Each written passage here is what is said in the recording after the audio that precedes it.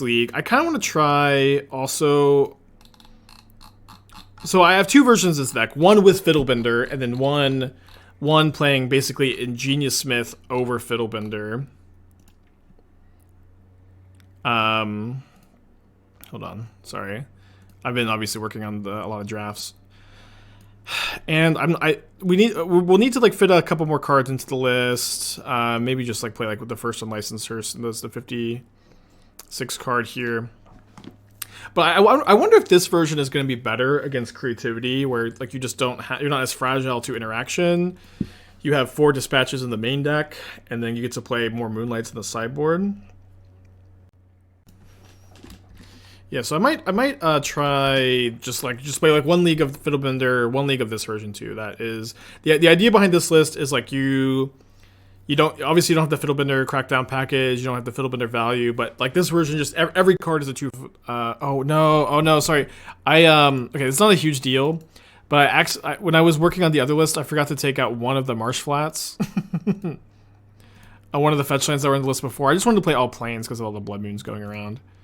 But the Marsh Flats is here. I'm going to try this hand on the draw. We have 2 mana sources, turn 1 Sentinel, which is really good. Smith can dig you 4 artifact lands in this deck too. I think the same applies to Dig Cruise and Pioneer. The thing about Pioneer, it's like really different. And what kind of frustrates me about the format too, it's like Dig and Cruise don't have to be part of Pioneer's identity, or at least they didn't at the beginning, because the format was brand new and like you get to make the identity whatever you want. You know, it's like Modern has, you know, at this point, like 15-year history, fetch lands being like just like such a huge part of that history that banning them feels wild. You know, it feels like just absolutely ridiculous. Okay, land would be so good here. Okay, no land. We do have Metalcraft now. 2 Sentinels is nice as well. It just feels ridiculous. It just feels ridiculous to like want to ban fetch lands at this point. But like Pioneer's format identity, like there was a time, there was a window where like you could have like, you know, you could have banned Cruise and Dig. What's the argument for banning fetch lands? Shuffling time. Fetch lands are the best cards in Modern, and like maybe like the best cards in Legacy too. They're definitely the best cards in Modern. They are too efficient at mana fixing. They enable decks like Creativity, and there's also like plenty of cards that are on the Modern ban list that would not be on the Modern ban list if it weren't for fetch lands. Okay, I was digging for artifact land here. We missed, however. Rough on the draw, 23 lands. Taking a big hit here. Maybe Dwarven Mine shouldn't be a mountain. Yeah, maybe. But it's also like, it's not just Dwarven Mine. It's, you know, there are a ton of cards on the Modern ban list right now that like probably would not be on the Modern ban list. Actually, let's go to Power Conduit. That probably would not be on the Modern ban list if it wasn't fetch lands. Cruise, Dig. Hold on. Do I have to pop Relic? I think I actually have to. I think I can go Portable Hole. Exile here. I can dispatch the Kroxa if they spend their turn escaping Kroxa. Yeah, Uro, Dig, Cruise, Deathray Shaman, Arkham's Astrolabe, Sensei's Divining Top, Mystic Sanctuary. These are cards on the Modern ban list that like almost definitely, or you know, probably would not be on the Modern ban list if fetch lands didn't exist. Okay, let's block like this, and then dispatch the Voidwalker. Take 3. IDK about Uro. I feel pretty confidently that Uro would not be on the Modern ban list without fetch lands, but you could argue it. It would be a playable card probably. Brainstorm's not on the modern ban list. It's just not legal. Any chance a viable Hate Bears list exists for Modern? I mean, I would have told you no last week, but one of my friends played Hate Bears in our RCQ this weekend and like did really well with it. Lost playing for the invite. Kirk, 5 months, thank you. There's probably like one or two more cards on the modern ban list that, you know, I've left off that list, but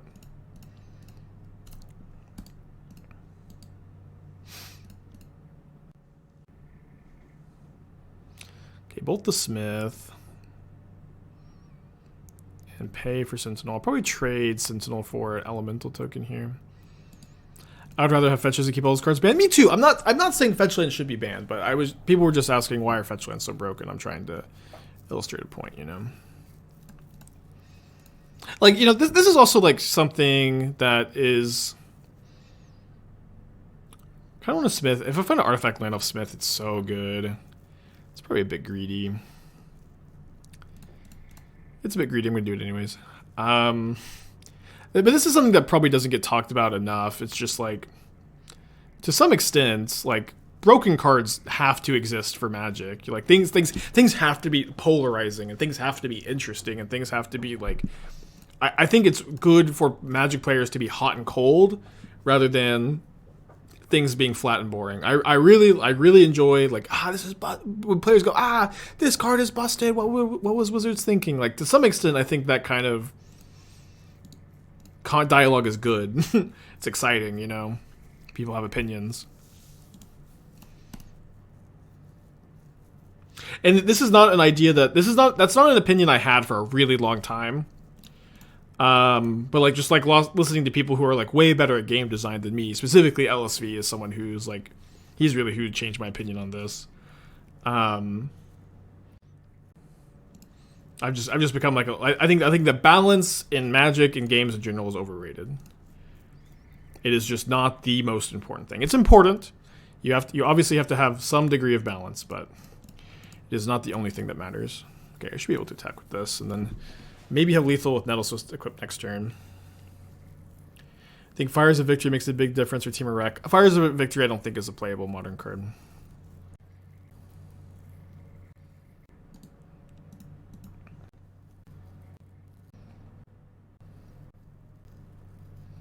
Okay, on the draw against Rakdos Scam, I think I'm interested in cutting the Needle. They're not kind of explosives. They're going to have Hitotsugu Consumes All, which is a pretty scary card.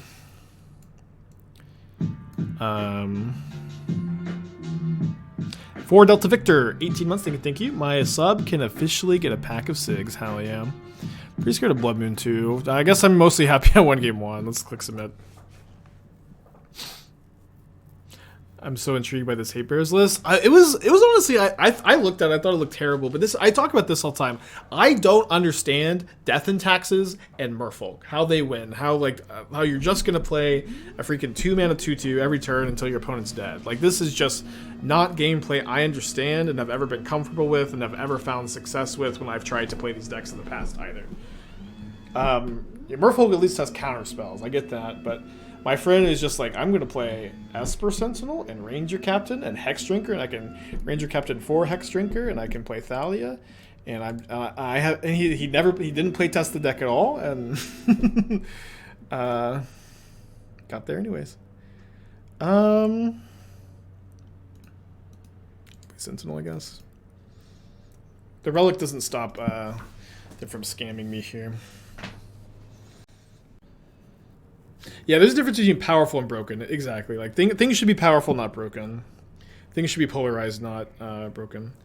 Why not Relic here? A Relic doesn't stop the scam, so if they stack the triggers right, I'll have to exile their Undying Enabler rather than their Solitude, so I think it's just better to play Sentinel.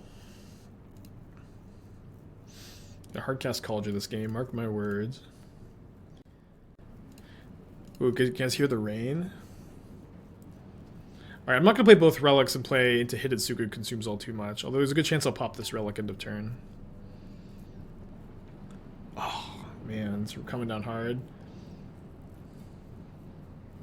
Esther loves the rain. She loves the shitty weather. Oh, man, I was going to go pick up... I ordered some cards locally to finish my EDH deck, and I'm really excited to like sleeve it up today. I've got my sleeves, I have my deck box. I just ordered a couple cards to finish it up. Although I'm still missing a Dragonstorm. I need to get a Dragonstorm. Okay, that'll be a good portable hole target. And I'll know to bring in Needle for game 3 if we go to game 3. Yeah, I'll play some Commander in Vegas. I'm down, nerds, if you want to play. I'm gonna bring my I have two Commander decks. I have Slinvada, which is like hyper casual sea monster tribal, is maybe like is not 100 cards either. I think it's either like 90 set. It's like plus or minus 3 cards. But it's playing all the goofy sea monsters like Leviathan, Polar Kraken, Yoko Mordor. I'm playing Ruin Crab in the deck. Just very funny, very casual list. And then I've just got done building Magda. Magda I don't have all of the busted artifact acceleration. I don't have obviously Workshop. I don't have Mox Opal. I don't have Chromop. I don't think I'd play Chromox anyways, but I have most of like the good artifact acceleration, and then I'm not playing the Clock of Omens combo. I'm just focused on I just want to put dragons into play. That's all I'm doing. I'm just trying to put dragons into play. But I think the deck overall is like pretty high power. You have a dice rolling deck to fight the Kraken deck? Okay, that sounds very fun.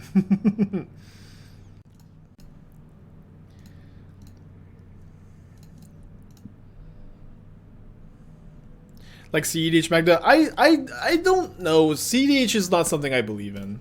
Like the reality, I don't see. I'm sure they have their community, whatever. I really think CEDH, it doesn't make sense. Where like the issue with EDH is that you have like 20 cards that are just like probably should be banned because they're so high power level, like Soul Ring, Mana Crypt, Mana Vault, Demonic Tutor, Vampiric Tutor, Mystical Tutor, Enlightened Tutor, Time Twister, maybe probably not Time Twister, Mishra's Workshop. A couple of the super efficient tutors and fast mana, and I think the format would be like actually competitive and interesting if it had a balanced ban list. But in my opinion, to have a competitive format, to call a format competitive, you have to have a balanced ban list. CEDH does not have a balanced ban list for the format. I don't view it as a competitive format because the ban list is not balanced. Yeah, Cradle too. CDH, I feel like boils down to so many times, do you draw more of the broken cards than your opponent, right? Because like do you draw more fast mana and tutors than your opponent? And I don't know. I'm just not into it, I guess. Not for me. That's not true at all. That's okay. I don't play it, right? This is just my opinion. But also like what did I say? Like, what about what I said was not true? So Vintage? Yeah. I don't think Vintage is a super competitive format either, honestly. I would say Vintage is a casual format. Not that you can't try hard in casual formats, not that you can't, try to win, but I would rate Vintage as a casual format.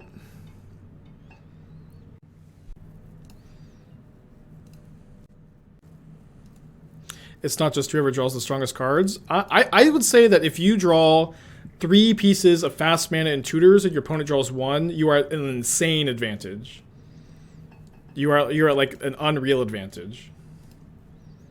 Which makes it like uncompetitive. I don't know. Exactly, yeah. I think that EDH is just like, should be a casual format. It's better off if it stays, casual format. Difference is that player has an action, picks their cards. Sure.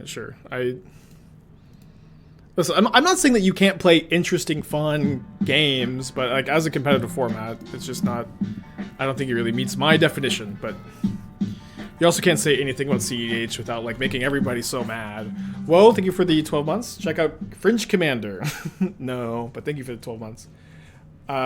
Do I mean V4 EDH or 1v1? I guess I mean 1v1, but like you literally can't talk about CEDH without everybody getting mad. Everybody just has like really different definitions. It's because it's because it doesn't make sense. Damn it. Okay, I guess we pop the relic here. Although then they get EE on 0.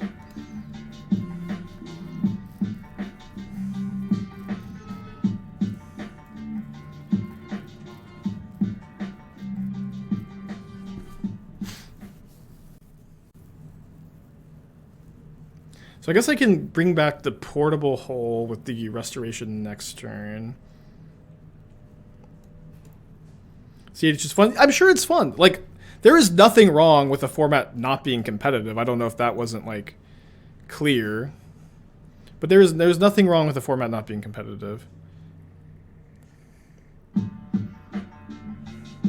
Skulkers, 15 months, thank you. Post Malone's gonna make a diss track about me? I hope so. There's nothing wrong with the format being more casual and being played for fun, you know.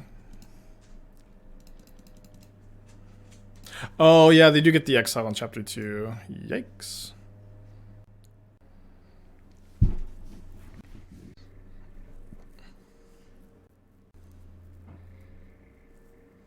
Yeah, I think when people hear me say CEDH is not competitive, I don't think they, you know, I think we just have different definitions of what competitive is, right? But to me, for a format to be competitive, you have to have a balanced ban list, and EDH just has an incredibly unbalanced ban list. Alright, we're gonna be done talking about the same things over and over again for a little bit. There's a really good chance I'm just hard casting Kaldra next turn. So I guess I'm discarding a dispatch.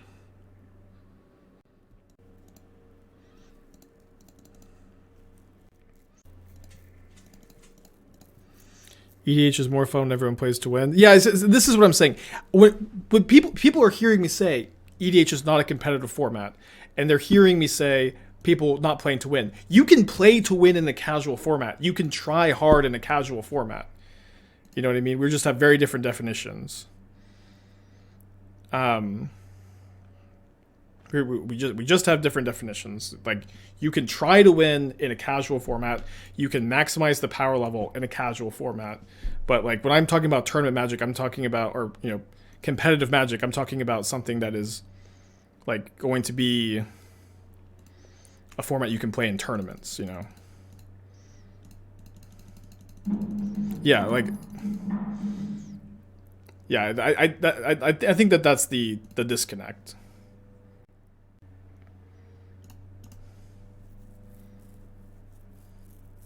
Yeah, build for fun, play to win. I think that's a good way to say it.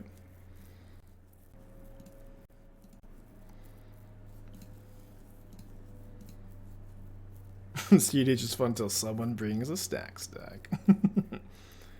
Do I want? I think I'm going to exile this a Seasoned Pyromancer now because it's too likely my dispatch gets discarded otherwise.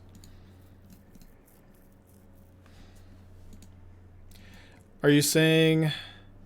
Isn't this channel full of people complaining Modern's competitive? I don't care what other people complain about. I mean, Modern. You could make a good argument that Modern's not that competitive either, or at least isn't a perfect competitive format. It's definitely not. There's like, you know, a ton of decks where like there's just like not much you can do because you know they have like the top 5% of their draws. You can really just say anything and it doesn't matter. Everybody just has very different definitions for this kind of stuff. What is the most competitive format? I'm not. I feel like at one point I would have said Legacy, where I feel like Legacy was a format that like, just like you had to play so perfectly. Like there was like so many like micro decisions that just mattered so much, and like you just couldn't make any missteps. And like the I think overall like the balance was really good. Yes, Standard is probably the most most competitive by like these definitions. Into 6. Yeah, I agree. Multiplayer Magic, like, I've thought this for a while. I think if EDH is ever going to be a tournament format where like it's a serious tournament format, it has to be Two-Headed Giant. I think like you have to maintain the multiplayer aspect of EDH for the format to function. I think 1v1 versus EDH is like, it's just it can be its own thing, but it always feels like such a different thing to me, you know. But I think for I think Two-Headed Giant EDH would be the structure of tournament EDH if that was ever going to be a thing. Oh, we're playing against the Karuga deck. I just noticed. Oh no, I know we're playing against Karuga, and I could have not put back the portable hole. I should have put back the portable hole. Damn it.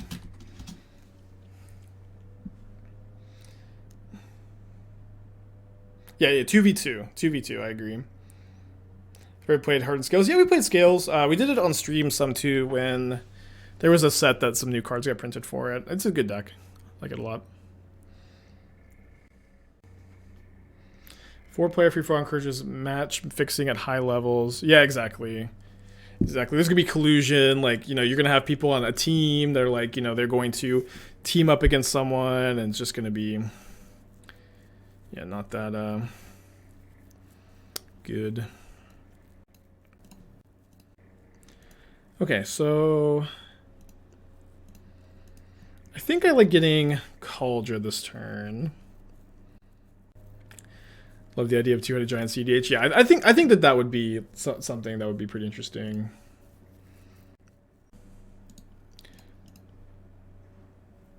You could call it two-headed dragon. Is that the name of the format?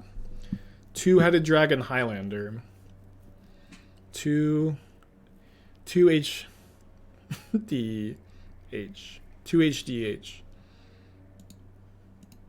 Doesn't quite roll off the tongue, huh?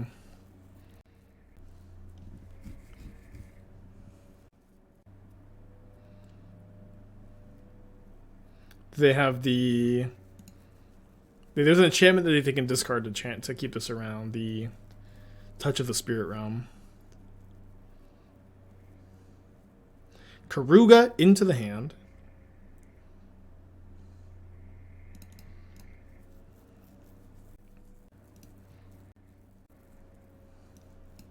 Take a land, could take the Power Conduit. With no Saga in my hand, I think I'm a bit more likely to just want to take the land here. But draw a Saga next card, I feel pretty bad.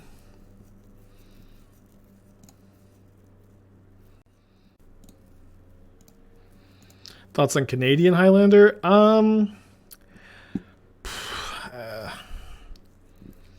It's not for me, I think. Not for me. CUDH is 2-head, 2 Highlander.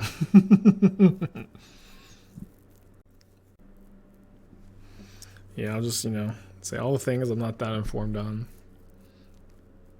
I think it's probably one of the best well-maintained competitive formats, honestly, yeah. Because maybe stop talking about competitive formats. The hand is Karuga, 3 mystery cards. Okay.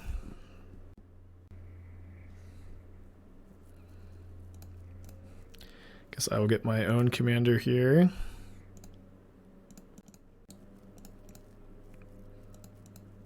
Notably, I'm only casting this off Springleaf Drum and treasure tokens or through Blood Moon. Still good enough to play, though. They're stuck on Abzan mana. Binding the Shadowspear, deal. Make treasure tokens next turn, maybe, but might even be best to like hardcast the Kaldra after that. Obviously, hoping to draw, you know, Restoration, Ingenious Smith, Esper Sentinel, Urza Saga. A lot of good top decks. That was one of them. Nothing else to do here, though.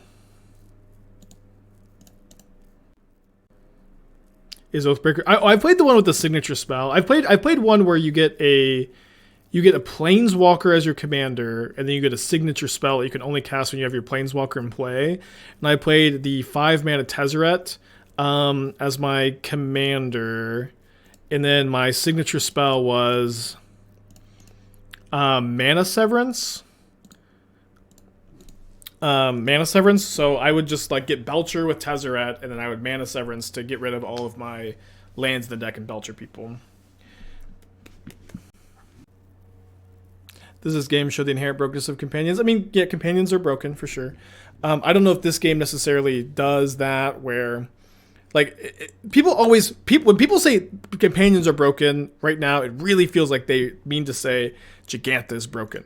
Nobody ever, it feels like, wants to give Jegantha like the smallest amount of credit for being a ridiculous card.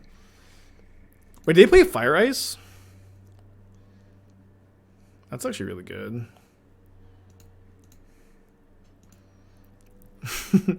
But it's just like Jegantha is so busted because it just doesn't cost you anything to play, you know. But nobody wants to give. I'm gonna play this for the artifact. Nobody wants to give Jegantha any credit. Would I sack Vault for treasure for Jegantha? Yeah, I would. I mean, I'd rather play Saga this turn, but for sure.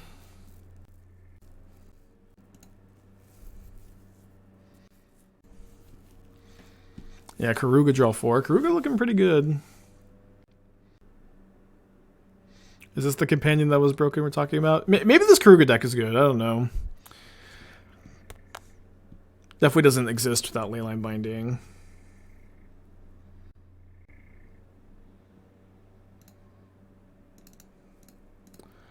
I need to Needle to Fairy this turn.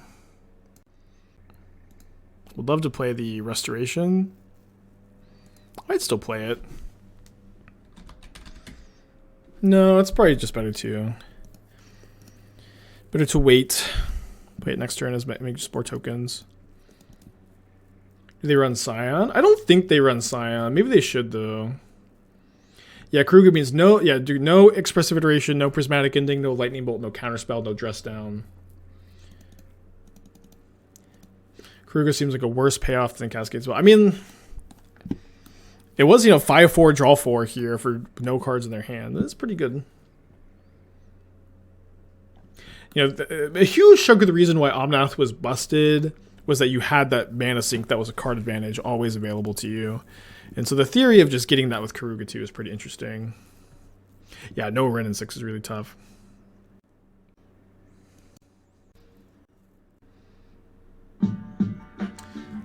Any plans to do a fan meetup in Vegas? If you see me, come say hi. I don't have a scheduled fan meetup, and I'm very unlikely to do that though. But I'll have a Sharpie. I'll sign some stuff. Okay, Odawara, bounce. 5 cards in their hand. No, I don't really care if I lose at Vegas. This is not a tournament. It's a casual tournament. I'm not going to be bothered if you ask for a picture. I think I'm blocking Karuga, if I get the chance. What is this? 5 mana Solitude. Sure. I was thinking that they have another Omnath. That's why they're making attack. Will Vegas have a stream? I don't think so. Maybe. Again, I'm just going to have fun, hang out with people, play Commander for the first time, play casual format. I can't help myself, I guess. 5 cards in their hand.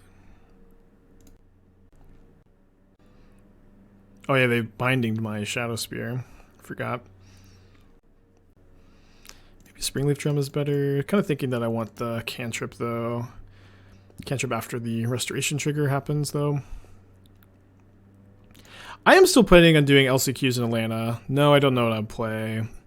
I think creativity is like my most likely answer. Cause like here, I've been talking about this with Pioneer, and here's what I've been really disliking about Pioneer. It's just like, more so than Modern. It is a format where there's a lot of decks you can choose to play. And when you play those decks, you accept that your win rate goes way down and you lose the die roll. Your win rate with a lot of decks in Pioneer just like plummets crazy when you are losing die rolls. And that's fine. You can still play one of these decks, like all the aggro decks, mono blue, heroic, green red, Greasefang. Mono green is also a deck that like really struggles a lot more on the draw. Is like absurd when it wins the die rolls. Okay, gonna bring in Needle, Feast and Famine. Void Mirror could be brought in to stop Incarnations being pitched. I think I'm okay for 1. It's not that good. I think I just play second Relic. Yeah. Blue-white, Rakdos, and the Izzet decks are the decks that can like afford to lose a die roll. But like all these other decks, they like if you win the die roll, like you're like automatically like above 50% to win the match. And if you lose the die roll, you're below. It just I don't like that dynamic very much. So you're playing, say, Cavern on the draw, dude. My RCQ this weekend, I I win the die roll. I'm like, yes, I won the die roll. And then my opponent immediately is like, they caverns me. Is the design space around read ahead worth exploring more? Yeah, I love read ahead. I think read ahead's really cool. I'm a big fan.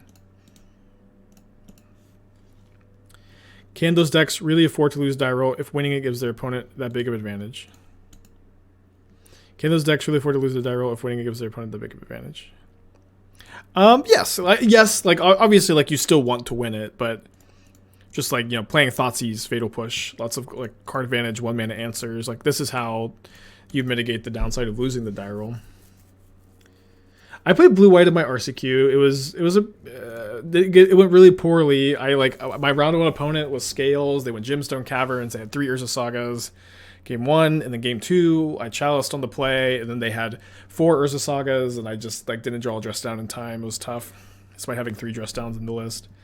And then that was my round 1, and then my round 2 was that Scapeshift opponent, and it didn't seem like a great matchup. It was Bring to Light Scapeshift. Got Veil of Summer really hard in game 2. What could Wizards do to fix that problem, Pioneer? I am done suggesting fixes for Pioneer. I think Pioneer just is what it is. You know, for the longest time, it felt like, you know, oh, Pioneer, it would just be so great if this or that happened, you know, if just this or that would change, and all of a sudden Pioneer would just be perfect. But I don't, it's been so long. I don't know what I want Pioneer to be anymore, and so I just no longer have an opinion.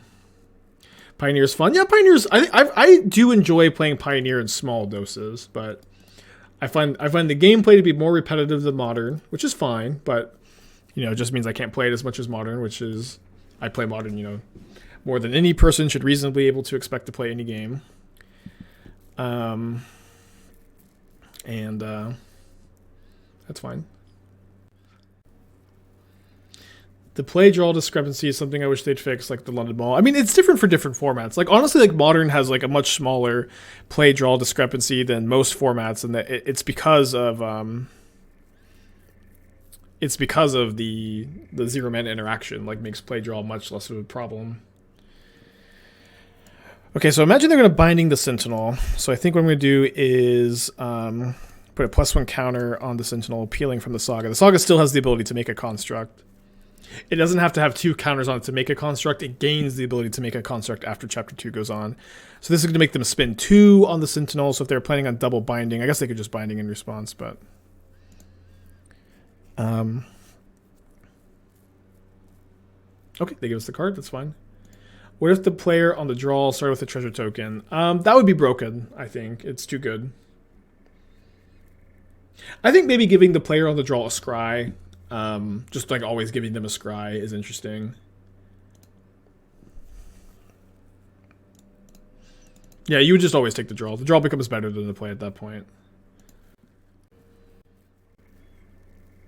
Why not put construct then remove counter? I want the counter on the Sentinel. There's no reason to make the construct first for the reasons I just explained. Free mulligan on the draw is probably a little too good. It could be like not as good as I really expect, but I probably wouldn't suggest that change. But only playing 2 games and having a lot more draws and Magic like chess. That's actually really interesting, but the problem is, like, I think that makes like linear decks too good, where like to some extent like you have to, like, linear decks have to be, you have to play 3 matches so that like you can draw your sideboard cards twice. They have to touch the Spirit Realm maybe. Looks like they have it, but this returns end of turn, not immediately. So I get to hit them with the construct, so might as well hit them for more.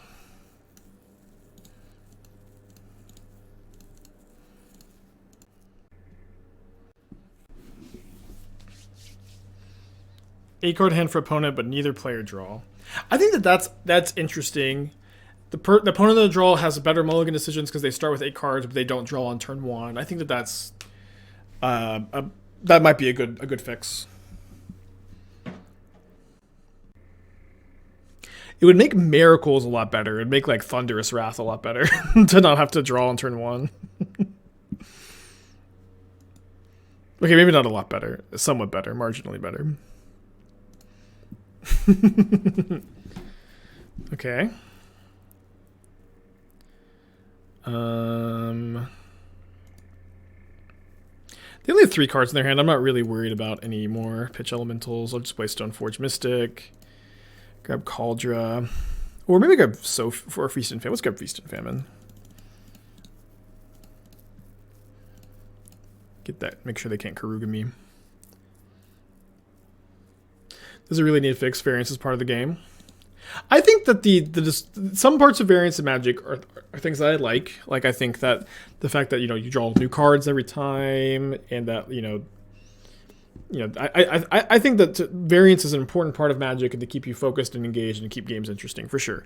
I think that there's like the worst part of Magic though, like oftentimes is also the variance where like games you lose because your opponent's just on the play and they have a draw that you can't beat. Your opponents you have like just an awkward mulligan and you mulligan to 5 to 6 and there's not much you can do. I think that that's the worst part of Magic. I think that those are the worst games. those are the games I really don't like to play, and I think reducing those to some extent is like a noble pursuit. I think that the London mulligan overall was a great change for Magic. A lot less of those games happen. Okay, I don't think I'm going to dispatch the Solitude here. Play draw is now decided by a Kaladesh trivia concert. I'm listening. Best of 7. The player on the draw starts with Omniscience and card liberated in play. Maybe just an Omniscience, okay? Maybe just an Omniscience. Okay, deck tech for Ageless.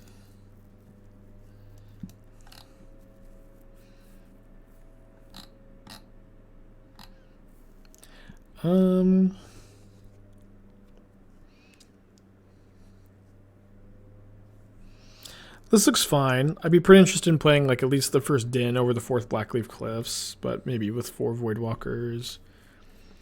4 Cliffs is fine. I think I'd still probably play 1 with 2 Graven Cairns. Dingo, thank you for the raid. Oh, as soon as Dingo raids, we get Force of Vigored. Suspicious. But everybody's doing well. I'd be pretty interested in playing the 3rd Moon in the main deck of Rakdos at the moment, especially with Seasoned Pyromancer to discard. I guess I should have played the freaking Void Mirror. There was no chance that you could predict that the Void Mirror would have been this good though, right? Although we're doing okay. They have 1 card left in their hand. We still have the Feast and Famine in play. I guess I'll just dispatch the Solitude now. Keep them at the low life total. They have 1 card.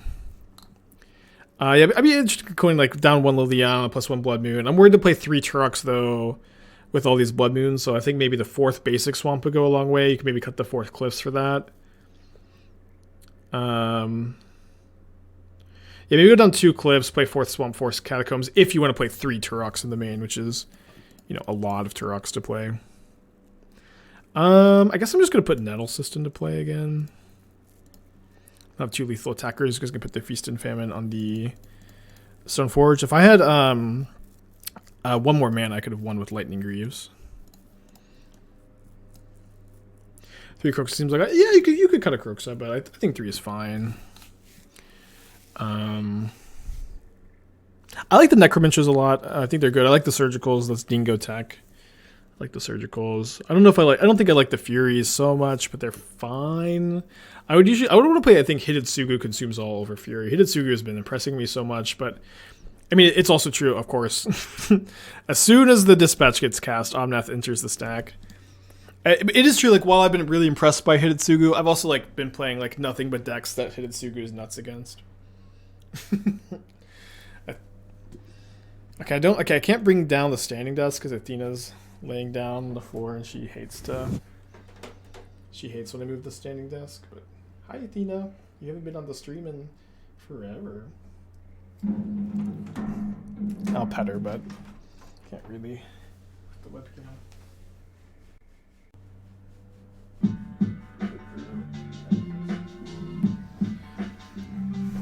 She never really gets on the Lucy Cam side of things. AZ, thank you with Twitch Prime. Appreciate you. Cast nothing to concede, yeah. Surgical's, I think, pretty good against creativity, especially with discard cards. I'm kind of interested in... It's like good against like the Cascade decks a lot of the time, too. I think it's a little underplayed. Do you like that version of Red Black more, or the Scam? I think I like the Scam version more. Dingo's really convinced me, although I think that, you know, both are viable. I think that... So my general opinion is that the Scam variant is higher power level, lower consistency, and that version has more consistency, lower power level. But I think the, you know, we talk about this concept a lot. Most deck building decisions in Magic and Modern are a conversation of power level versus consistency, and I think that, you know, it's a bit nuanced, but a lot of times you just want to edge towards power level. Not always.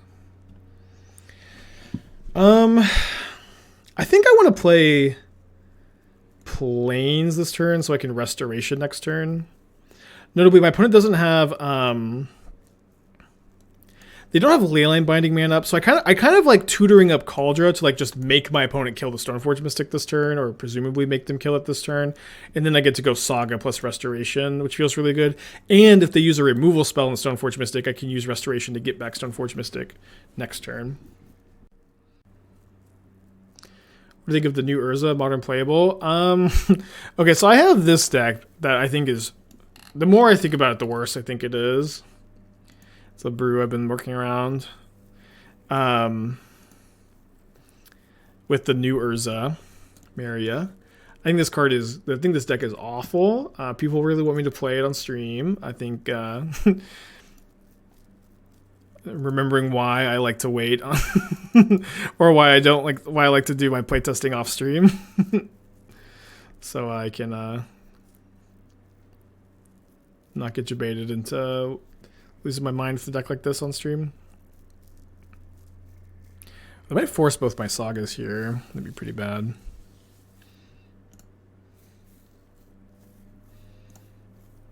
The quality deck is irrelevant. Quality of content's what mattered. Yeah, I don't know. Like on Friday, we did the content deck with Titan's Nest. I just have to wait. Like we did, Titan's Nest was really fun on Friday. That deck was also really bad, but I just have to wait. I just can't do, you know, two decks like this back to back. Double Reef. It's pretty good. Yeah, it was a great stream on Friday for sure, but I think they've got Solitude.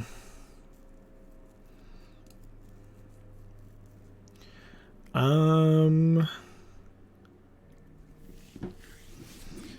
do I want to put into play? Remember, the permanent comes into play tap, so I can't put in a land and then activate Stoneforge Mystic and make a Saga token. Guess I just could put a Saga into play. I haven't played Hex Parasite here. It's maybe a bit more interesting with the Restoration. I also think that card sucks, though. It's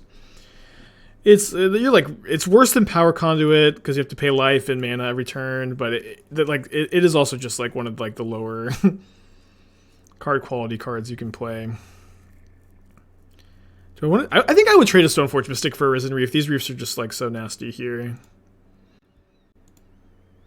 The Void Mirror, should it be 1 mana cheaper? I mean, Void Mirror is a fine card. It should not be 1 mana cheaper. It'd be too good, too efficient at 1 mana. It'd be tutorable with Saga. Has Restoration been good? I've liked it a lot here. I've liked it a lot. I mean, I think it just fits so perfectly in the deck where you want to be on Power Conduit anyways. It plays really well with Power Conduit. And like it returns Stoneforge Mystic, Ingenious Smith, Urza Saga. Just does a lot. Do you have Boros Lotus Field Guide on CFP? I think so, yeah. I think so. I definitely feel like I've been able to brew a lot more since I've been cutting down on the CFP stuff. I'm feeling good about that. I guess I popped this relic now. Let's keep the Sagas in the yard.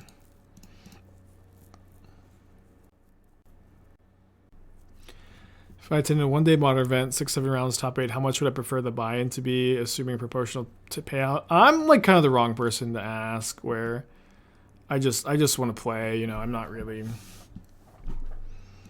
that concerned with like the buy-in. I'm obviously only a very fortunate position to be able to say that, but the wrong person to ask. Binding?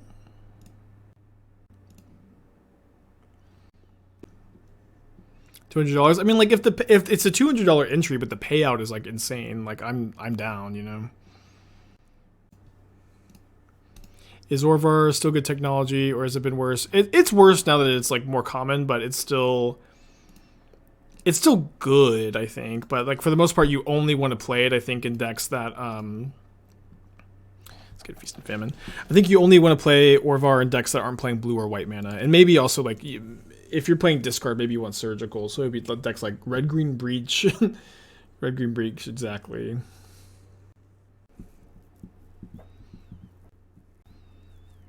Oh yeah, it's good in decks that can tutor with like Elodarmi's Call or Goblin Matron.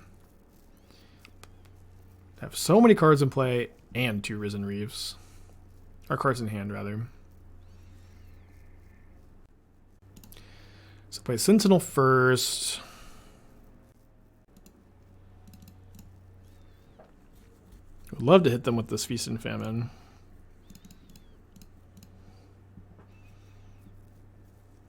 Yeah, they're on Karuga, which is a really cool list. It's the first time I'm seeing it in action, I think.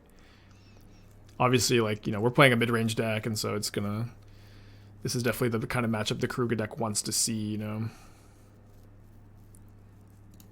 Fire on Stoneforge Mystic. So I get to draw a card, I get to keep my Feast and Famine in play, I get to attack with Architect of Restoration. I guess I'll go after the Teferi. This game's gonna go long.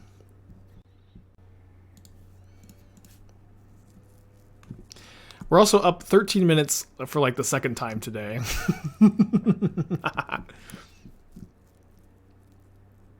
Yeah, the Kruger deck is very cool. I don't think it's great, but it is really cool. It's super interesting. And like if you really just don't want to buy Red and 6, but you want to play 4 color, then boom, you're in there. Do you have plans to do another Modern Trophy race at some point? Yeah, at some point. I want to do another one at some point. I'm starting to kind of get the itch even, but not this year. Although the year's almost over, but you know, the end of this year, I've been like really enjoying doing things for the first time in like 3 years. Like me and Esther just like didn't go anywhere or really see anybody for the majority of COVID, and I guess with 6 mana, I should just go 2-drop, 2-drop, 2-drop. And then if I hit them with Feast and Famine, I get to Restoration. And so, like, you know, getting to go see the Professor was awesome. Oh, let's get Power Conduit. Well, Power Conduit's a good choice if I choose to play, if I don't go for the Feast and Famine. I guess I'm getting Nettlecyst. Yeah. Yeah. Me and Esther just, like, you know, didn't go anywhere, see anybody for... you know, like 3 years, and so it's been good to, like, you know, go see the Professor, and he was awesome, and have Andrea come over, and that was awesome, and I'm going to Vegas, and that's great, and, you know, just a lot of fun stuff, having fun doing stuff, which is again not. Oh no, I meant to get Lightning Greaves. I guess this is fine. I did mean to grab Lightning Greaves though, but you know, playing the game, see the world has been a lot of fun. Hope to get to, you know, live my life some more too. Yeah, the Professor was just an amazing host. Nothing bad to say at all. Block here, I think. Flicker the Reef. Okay, draw 2. Oh, yeah, my episode hasn't come out yet.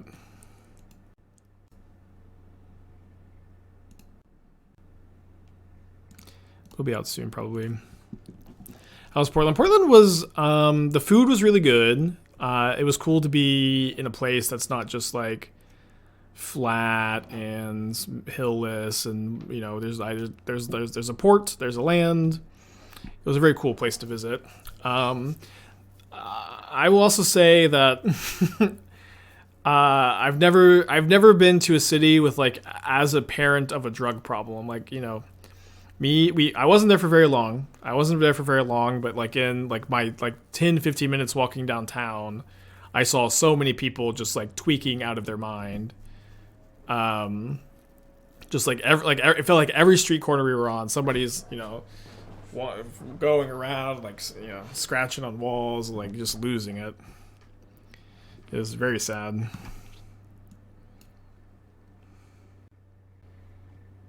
Forgot what it's like to get reefed this badly. I mean, drugs are legal there. I mean, I don't know. Not all drugs are legal in Portland, I think. But it's bad. I've been to a lot of cities. I've never seen it like nearly that bad even.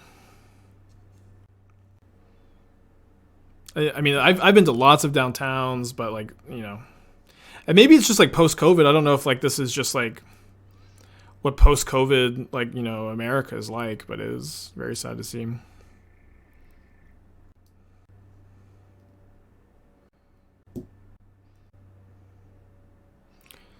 Okay, so we have 7 mana. If we're gonna play Restoration in land. And I think I can wait. I can Needle Reflection next turn. I don't need to Needle it this turn, so maybe I just go activate Stoneforge Mystic, equip to Nettlecyst, attack. My opponent's probably gonna. I'll concede if I feel that I'm 0% to win. I don't know that in 1 minute my opponent's gonna convince me that I'm 0% though. Oh no, they're not playing Ephemerate. They're playing Touch over Ephemerate so they can get Karuga as a companion. Post-COVID's like post-influenza. I know, you know what I mean, right? It's obviously still around, but like, you know, you know what I mean by post-COVID, you know.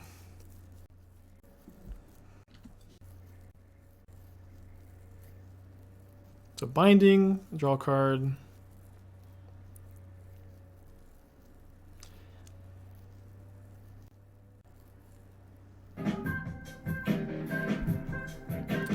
Deck for I play bad decks. Okay, post a chat, I'll take a look.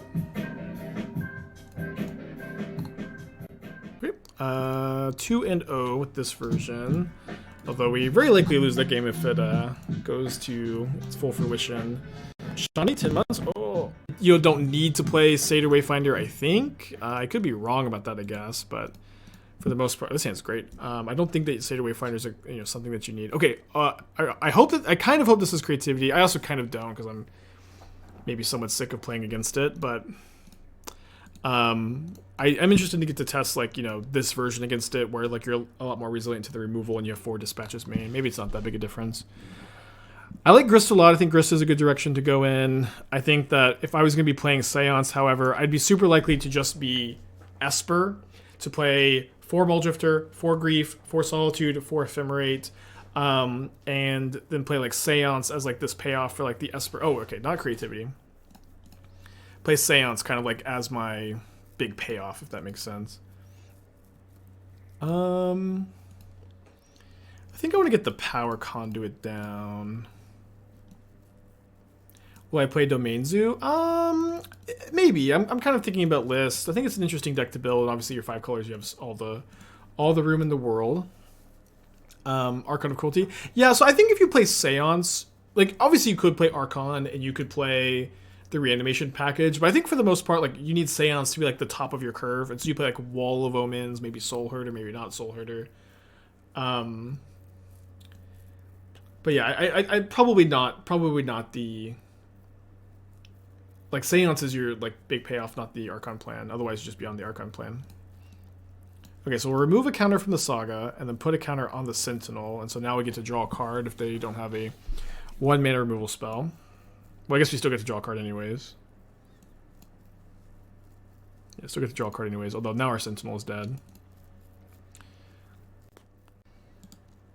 Second Power Conduit. Wishing this was one of my Darksteel Citadels. Yeah, I'm gonna play Ingenious Smith because this is a deck that has a bunch of artifact lands. I could find a land off the Smith, and we do find one, which is really nice against the land destruction deck. An indestructible land, even.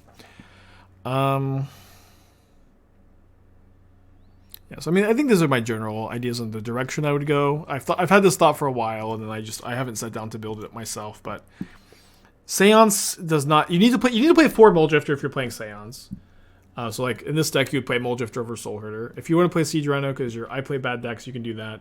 I do not recommend playing Siege Rhino, but you are. I will allow it. Restoration is randomly great in this matchup, although it looks like they're going to ending my drum. No, I don't have any white mana. Now I have white mana. Do you feel Chalice is still well positioned for blue-white? I wouldn't play more than 2. I don't think it's super well positioned, no. It's okay, though. I guess we get Nettlecyst. Could I get Greaves if they kill my planes? Yeah, I guess if they kill my planes, I'll want to play the Greaves next turn.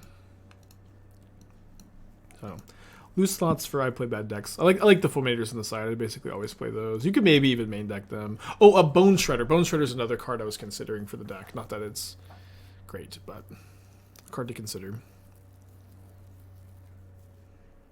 Okay. Restoration plus Power Conduit seems phenomenally good in this matchup. Maybe get raced by this Fury, though.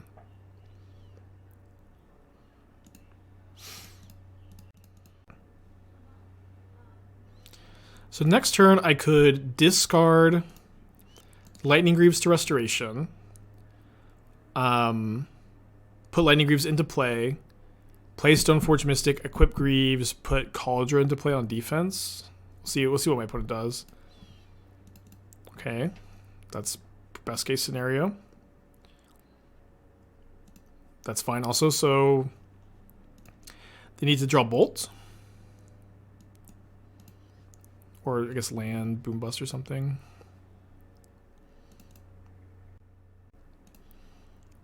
Alright, so stick to the plan, discard Greaves, bring back Greaves. Yeah, and before Mana Tithe. Although I would still get to resolve Stoneforge Mystic at least. Pay for Mana Tithe. Okay, so I'm gonna grab. I could maybe grab Nettlecyst instead. How big is the Nettlecyst? 1, 2, 3, 4, 5, 6. So it trades for Fury, which is not great. But then I could just re-equip. Yeah, I guess I get the Nettlecyst. This is just way better if they did find removal. Okay, they didn't though. Oh, I could also, yeah, I could put a counter on the germ token with the Power Conduit, and yeah, I think I want to play around Prismatic Ending on the Nettlecyst itself by not activating now. And then we can reanimate Stoneforge Mystic next turn, maybe, and grab the Kaldra with that. Or, Ingenious Smith, the world's pretty much our oyster.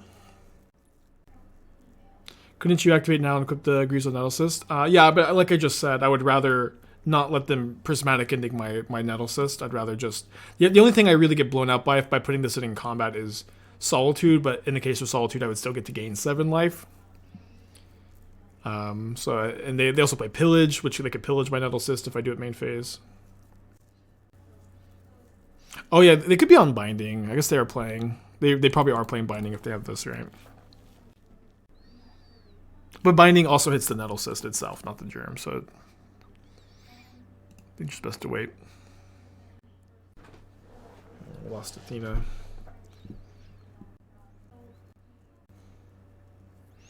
I'm actually really liking this deck. Feels good to finally find like a. I mean, I know this version is cut the Fiddlebenders, but this like mono white artifact show, I've always liked it. It feels good to finally being like returning to it with like a fresh new take that feels pretty good.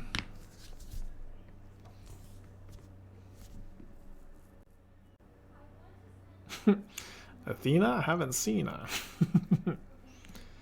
Okay, so we get to trigger this again. Discarding Citadel, I guess. Bring back Stoneforge Mystic.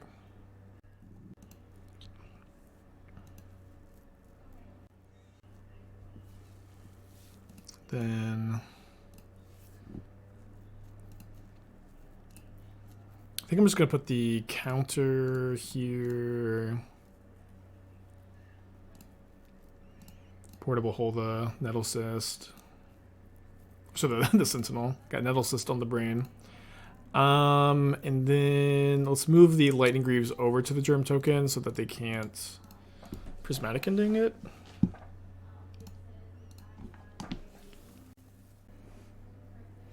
Nettle Sentinel? Yeah, I think that's probably Nettle Sentinel, Nettlecyst, Esper Sentinel. Maybe that's how my brain got scrambled. When I was on the Nitpicking Nerds YouTube channel, they had a really cool like word game that was exactly that, where you connect the dots. Ooh, it also beats Change the Rocks. Yeah, it was like you like connect the cards with words like that. It was fun. Is it my impression this version is simply better than Fiddlebender, or more of a question how the matchups lines up being less soft to spot removal? I'm not 100% sure. I think it kind of depends. Like, I'm likely going to think that this is the better version, but Fiddlebender does make your sideboard a lot better, and the access to the combo does win you some games, or like not winnable with this version, and this version's slower because of that. But I think that being said, I still am gonna likely prefer this version, and obviously like we could work on this deck sideboard too. Like this, they should maybe be like disenchant effects here, but like I'm kind of scared of Titan, but I guess disenchant effects are good against Titan, not good against Escape Shift. Okay, so we're on the draw against Death or the Boros Boombust deck. Not really much for the matchup. I don't like. Does Relic even? Does Needle hit anything? Not really. I found with Fiddlebender the best sideboard cards are not artifacts. I mean, yeah, but like, you know, there's some good Fiddlebender to target artifacts, but yeah, I don't think your sideboard takes a huge hit. If that's the point you're making, I agree with that. I'll just play Feast and Famine, I guess. It'd be good for blue-white control to play disenchant effects in the board for opposing Leyline Saga, etc. I mean, maybe. Wear Terror is a pretty good card that's like pretty castable in the deck. What's the main combo interaction? I've had it on stream. So the Fiddlebender version has a combo with Crackdown Construct. This deck is just a mid-range value pile. Portable Hole? Good enough, I guess. Hopefully good enough. But yeah, but you don't need to be sorry to ask. Always happy to answer questions about people asking about interactions. Also this should be a basic planes, and I just had fetch lands left over from the other version where I was playing a Sacred Foundry for Jegantha, but there's like so many Blood Moons now. I just want to be on all basic planes. I'll be getting this back out of the list. I had it in the other version, but this was like my, you know, I hadn't worked on this list as much as the one we started with today. Okay, Portable Hole. Not the worst to pick up. I'll definitely still block if they attack. Yeah, but this is just like a mono-white mid-range deck with lots of artifact synergies using Dispatch, Portable Hole, Urza Saga targets as interaction, and trying to outgrind your opponent with Restoration, Power Conduit plus Saga, Power Conduit plus Restoration, Stoneforge Mystic for Nettlecyst being like a good card advantage spell instead of just like a dopey Stoneforge Mystic dies card. Ingenious Smith card advantage spell. Yeah, Power Conduit is good with the Saga. So Power Conduit plus Restoration and Urza Saga lets you just keep triggering those every single turn. And what's cool, Restoration also like reanimates your Power Conduit to, if you have extra copies, you like discard it, bring back something else. Cough, thank you for Twitch Prime, appreciate you.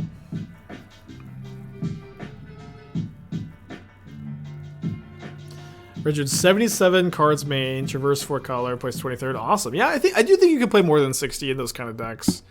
But like, yeah, the number is like really weird. The number that you're supposed to play or whatever. Okay, Pillage the Plains. I could play the Marsh Flats here and hold it up to blank any land destruction this turn. Alternatively, I can just cast Lightning Greaves. And I think that if I was like low on lands, then I would take that line, which is funny because the Marsh Flats is supposed to just be a basic plains. Oh, also the fetch lands were better back when the deck had Bauble, but we don't have Bauble anymore.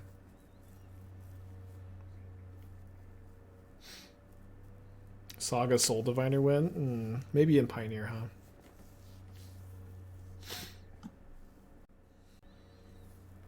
Also, Lightning Greaves is a card I really like with Restoration, where like it's good. It's really good to discard because like the fact that it comes into play tap doesn't matter, and then like giving the like the last chapter haste is like pretty poggers as well. Let's get another white source in play. Might want a triple white spell next turn. Guess unlikely to go portable hole dispatch. Any chance you see a Boros version with Fable to loot? So like in the past, I feel like the mono white mana is just like so good, and like splashing color makes the deck a lot worse. But maybe when you cut Fiddlebender, then yeah, maybe you could like fit Fable into the deck.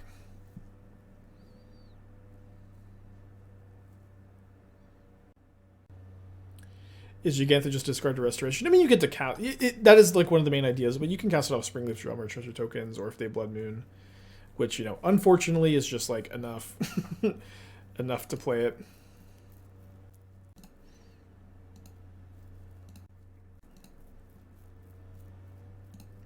Okay, so there's a Power Conduit to go with my Restoration, which is something I'm going to prioritize playing this turn.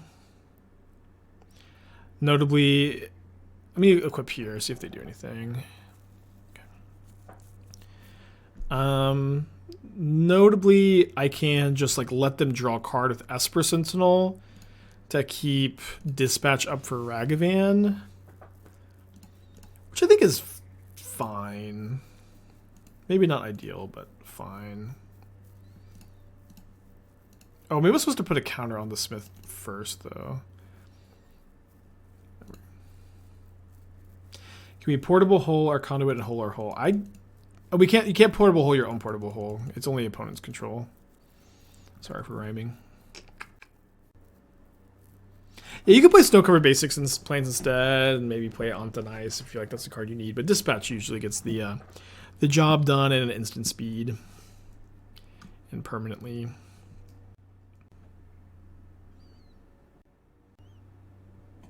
Yeah, maybe it was better to not equip here.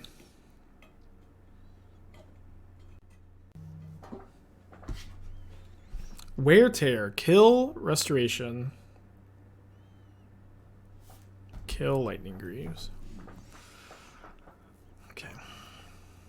It's pretty good. Nothing to do with the Power Conduit. Okay, so I can portable hold this now that they just cast instead of dashed. And it's Jegantha time.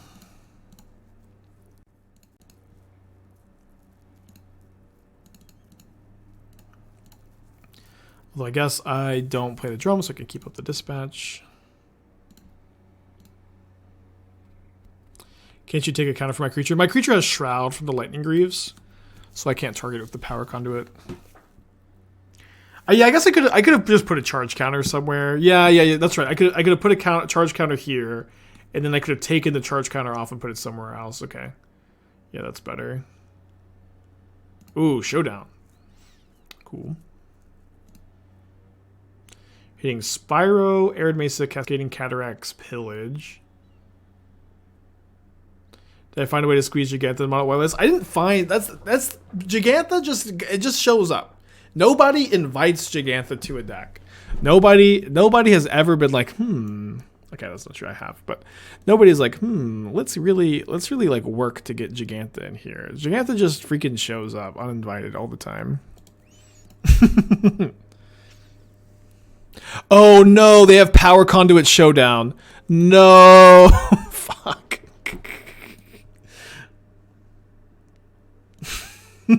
We're so dead. Although maybe they don't realize. Maybe we draw Portable Hole for the Power Conduit, but even though they get 4 more cards.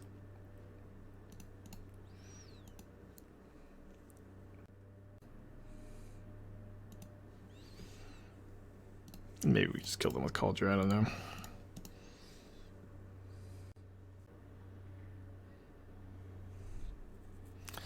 They know. Jeez. It's kind of funny. They brought in Surgical. Okay, I'm going to concede. We can't beat 4 cards a turn. 5 cards a turn. Funny game. Let's go to game 3. Best Ragavan I've seen in a while. Mindcensors for Titan and Scape Shift, which are two decks that like I'm really scared of, but I should probably just be playing like Disenchant effects instead. I don't know what the best Disenchant is. I hope it's not just Disenchant. I could play like, you know, I might be okay like just only entering enchantments, play like Light of Hope or something like that. Yeah, I don't think you can play the one that Fragmentize. I don't think you can play Fragmentize.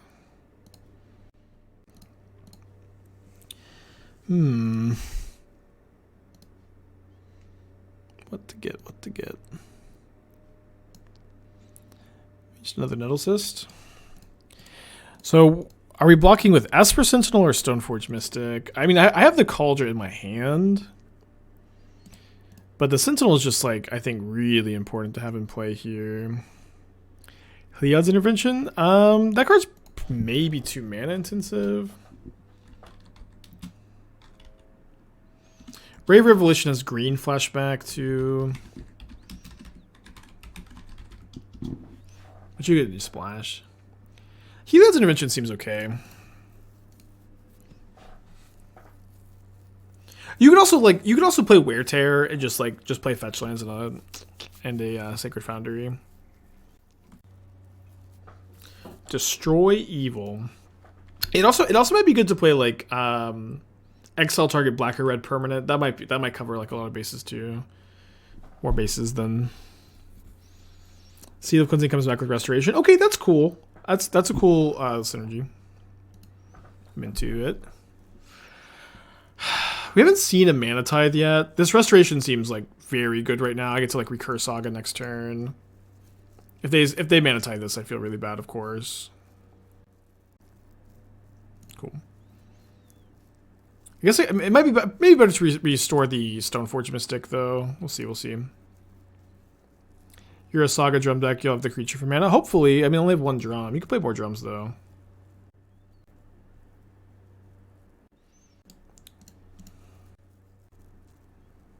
It's fine, I think.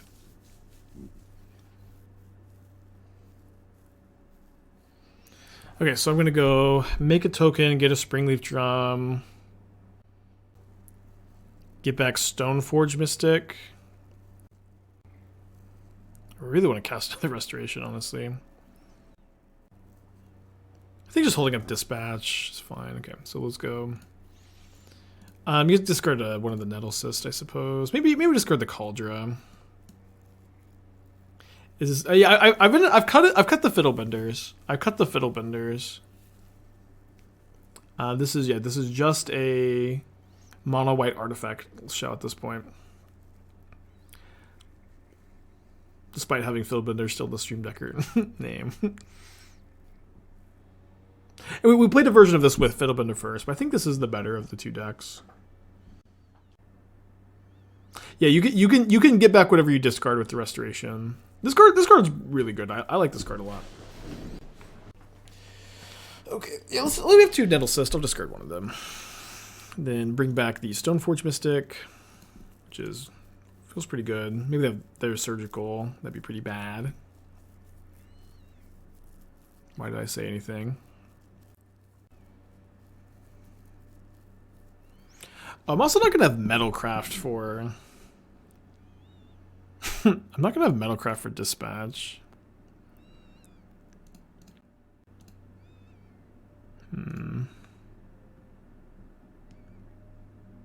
Oh, I do have 2 drums. I forgot I have 2 drums.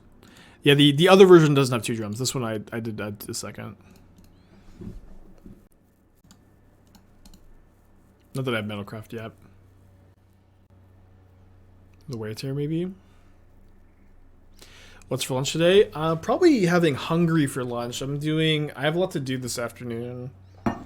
I'm doing a phone call with Harry. We're gonna do like a little video quickly. I have to go pick up some cards. I have let me just be skipping lunch. I have to get a Channel Fireball thing done today and done tomorrow, so I don't have to worry about it in Vegas. Yeah, hungry for lunch, I think. Maybe I'll find some time to pick something up. I don't know. Currently, no plan.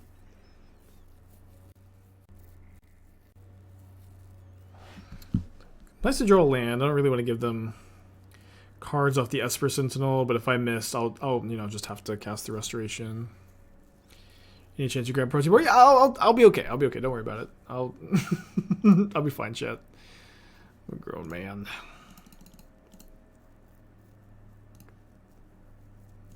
Happy to have drawn the land. I haven't decided on my deck for Vig. Oh no! Damn it! Ugh. Why does it always? Sorry. I misclicked. I didn't get the card. It's fine. I haven't decided. I'm also like, the beta draft to be very cool. I'm probably gonna play the green red breach deck, but I'm mostly just going to have a good time. It's not really, not that worried about it. Yeah, I really dislike that Magic Online doesn't go like, are you sure you're not getting anything back here? Are you sure you don't want to get anything back? That Plains is so relevant here too. It's the land destruction deck. They have another Wear Tear? Could be ending.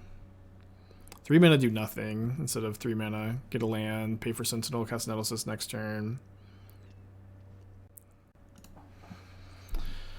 Okay, so I guess I'm going to go now. Chain to the Rocks on the or Portable Hold the Chain to the Rocks. Do my best to get a Plains this time.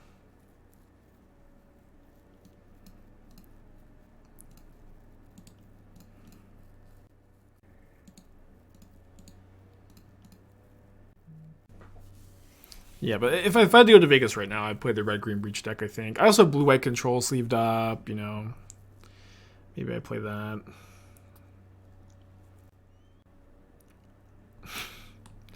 Okay.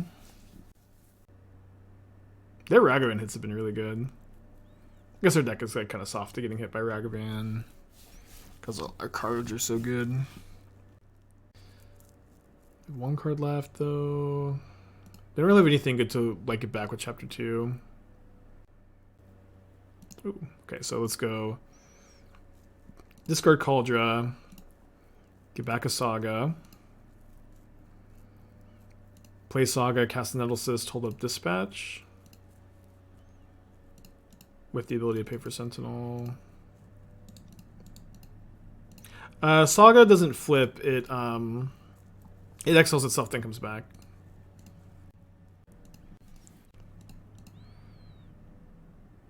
No, it's not a mirror. They've been stealing my stuff with Ragavan very rudely. They discarded the Ragavan to bring back a Ragavan? Sure. You get the third chapter. Yeah, we'll be in chapter 3 next turn, presumably. Oh, wait! This comes back under my control? It says under your control. It says bring back under your control. Okay, if I lose the Metalcraft, I'll just cast this Dispatch now. Yeah, I think they get it. I think they get it. We'll see. Like, we'll see if that's how Magic Online works, though. We'll see if that's how it works on MTGO.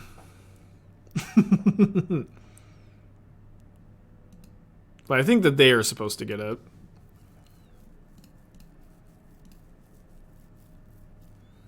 Token. Okay, no, enough mana for Jegantha.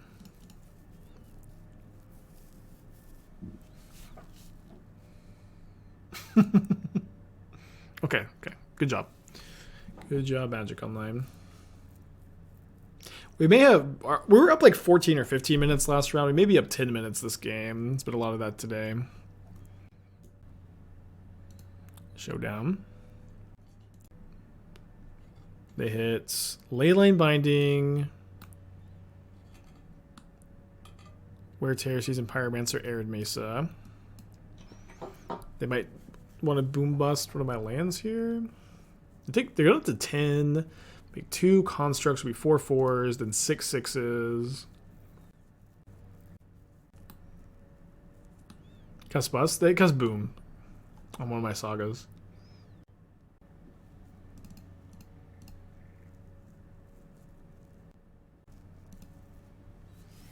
They have Spyro.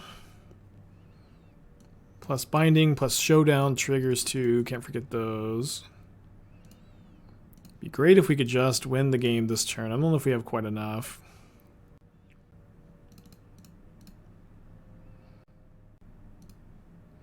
Like, definitely get Shadowspear. Yeah, Shadowspear. Grow with Citadel. Equip. No more Fiddlebender. Yeah, we ended up cutting Fiddlebender from the list for Ingenious Smith and then making some other changes because you're cutting the Fiddlebender targets. I think this version's better. Just like, this version is just so much more resilient to interaction, can grind so much better. It's a bit more aggressive with Smith too. Just wins every game by beatdown. Oh, yeah, they gotta make a token. They go down to 2 though. They go down to 2. We put our hero into our hand. Maybe better to move the Shadowspear over? Probably not. The Shadowspear on here is kind of interesting because it wins the combat. I think people don't add the 4th binding because it's not turn 1 removal for Agavan. I don't know why people don't, but it doesn't matter. They should play 4. Binding is nuts. I'm impressed with Restoration. Yeah, Restoration's been great. I was really liking it a lot during playtesting. It's really good with Power Conduit too. But just like it's good with it's obviously it's good without Conduit, which is great. And if it fits really well in this shell specifically, we're getting back Ingenious Smith, Stoneforge Mystic, Urza Saga is really nice. Portable Hole, Lightning Greaves, Power Conduit.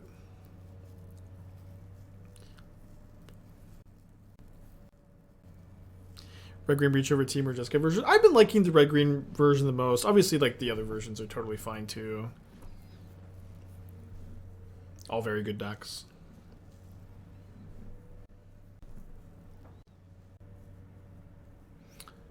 What do they target with the binding? The untapped construct? That's fine. Yeah, for the 3rd time today, we're 10 minutes or more ahead on clock.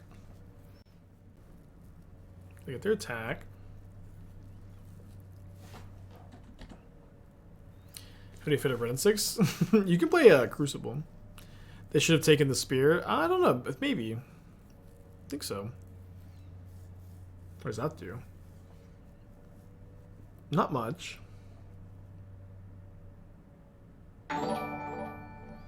Himrak, thank you for the raid.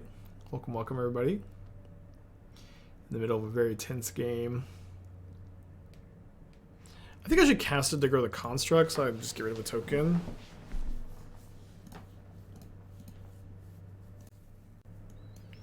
And then send in with everybody. Might not play this attack with the Spirit. Presumably they have an answer for this construct, right? Presumably they have an answer for the construct. If they don't, I think they just die. They go block, block, block, block. I guess if they have a removal spell that gets rid of one of these, but not the construct, which I don't like, Lightning Bolt. I guess Lightning Bolt doesn't kill any of this stuff.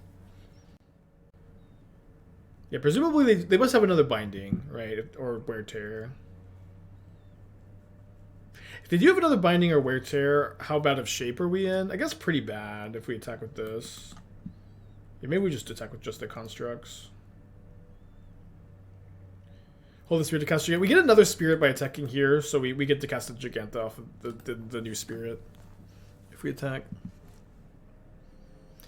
Thoughts on Kruger? We played against it this league. It's like interesting. Damn it. It's an interesting deck.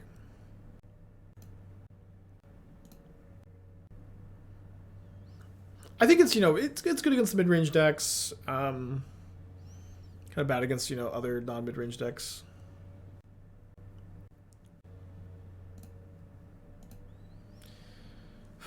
Yeah, this Restoration good on my opponent's side too.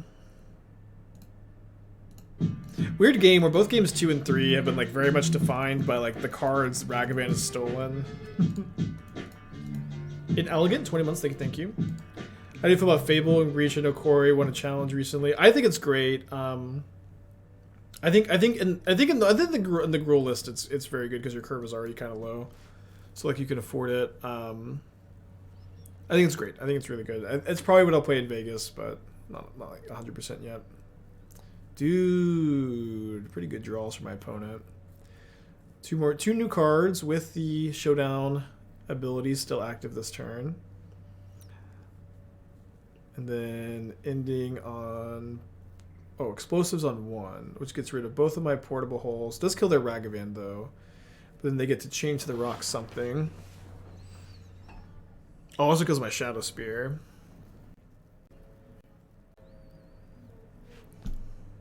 They target the Jegantha. They can't really attack, though, right? Oh, I think they can attack. Okay, take it. Greaves doesn't really do anything.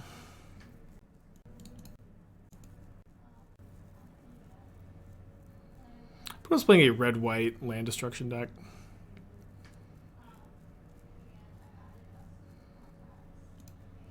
I think we kill the tokens rather than the pyro. Put them to 1, so either of my creatures is lethal. Notably, the Lightning Greaves also makes any creature top decked. Another lethal attacker. 2 cards in their hand, 2 minutes on the clock. They draw Esper Sentinel. Their hand is empty, so if they attack any creature off the top for me is lethal. So they choose not to attack. I draw a portable hole, which can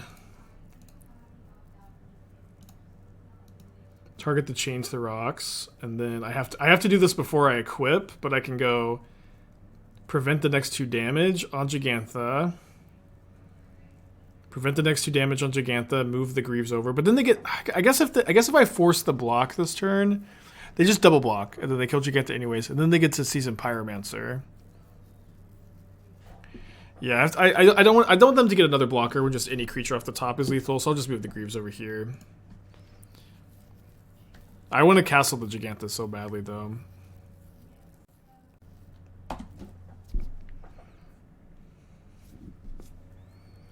They might put it slided out most of their land destruction. Okay, this is in theory lethal because it's a hasty 1/1.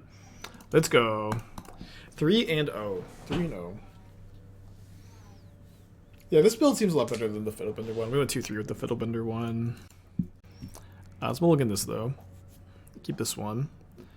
Put back... Let's do a second portable hole. Believe in the Power Conduit.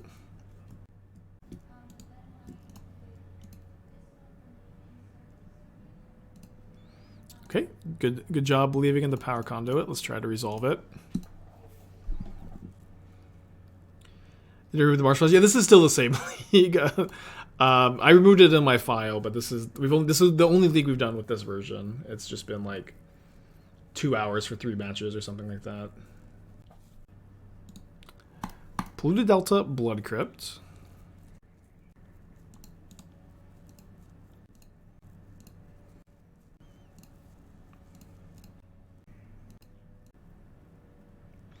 You might be going to time a lot in Vegas the way things are going. I mean, I'm not the one that's playing really slow. I could draw a card here by putting a counter on the Sentinel now. I kind of want the card. I don't get the Saga trigger next turn, but like they get a Blood Moon anyways, and I might not get it anyways. So like let's try to get the card.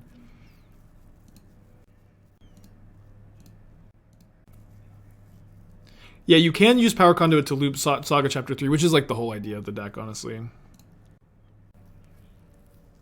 Yeah, but I think if they don't have Blood Moon this turn, we're in really good shape. And if they do have Blood Moon this turn, drawing the card here is a good way to play around that. Titan's Nest in Vegas. Why you just pass? Couldn't you make token first? There's no reason to make the token first. We still get to make the token end of turn. There's no reason to make the token on my turn. The Saga doesn't have to be on Chapter 2 to make a token. When it goes to Chapter 2, it gets the ability to make a token. It doesn't have to stay on Chapter 2.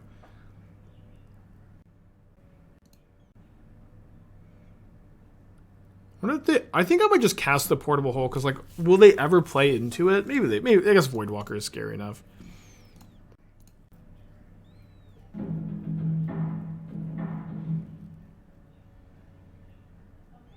Tracking down a paper is super fun. I don't know. You just say it out loud once and then you remember, right? Yeah, and then every time you do this, it keeps getting the. Now it has the ability to make it twice, but only one at a time, of course. Okay, well, that was a reason to play out the Portable Hole. Still pretty ahead. Okay, make a token.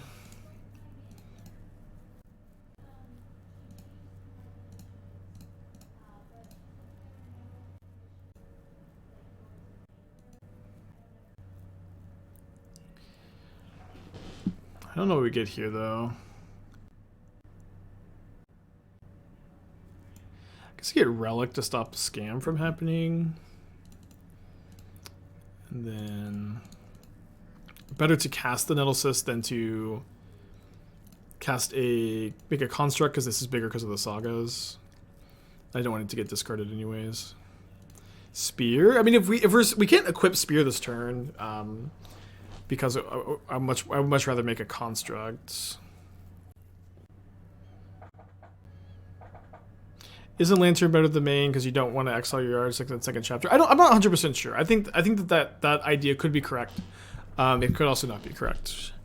Where, you know, the reality is Relic is just like way better main deck card, where you get to like cycle it and draw a card. You could be right. I'm not really sure. I think it's close. I could definitely see the Relic we have on the side probably being better as a Lantern. Let me actually make that change. But just like Relic always feels like a much better main deck card to me, and that's the only thing that cares about the graveyard. But it is also true, like I guess you can loop the Lantern with the Restoration, so maybe that does make it a good enough reason. I'll be sleeping on it some, I think, or thinking about it more. Okay, so we'll go counter here. We are going to lose this Saga. Rest in peace. I guess I could just do 2 tokens. I could also go for lethal here.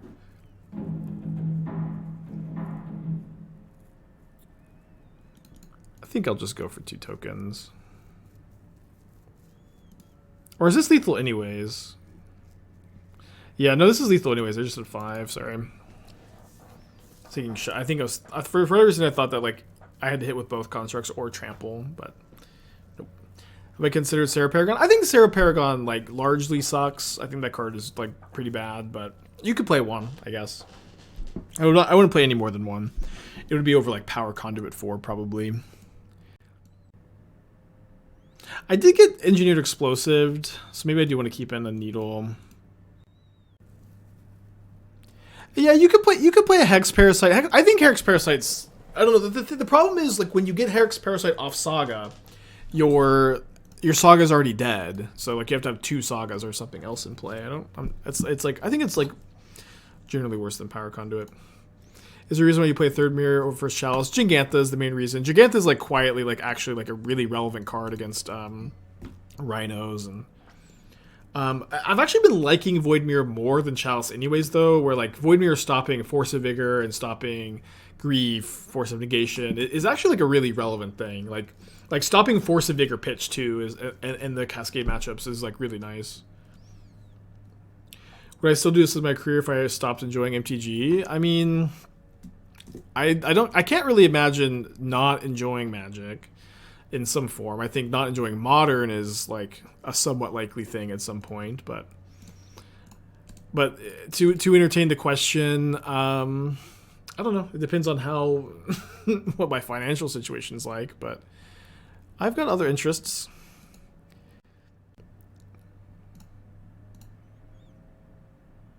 It is also, you know, possible to take a break from Magic if that were to ever happen. But yeah, I think I don't know, content creation, if you don't enjoy it, there's really like content creation is an awesome job. I'm really thankful I get to do this, but like if you're forcing yourself to do it because you're not enjoying it, there's better things to do with your time and energy. Notably, they don't have any black mana.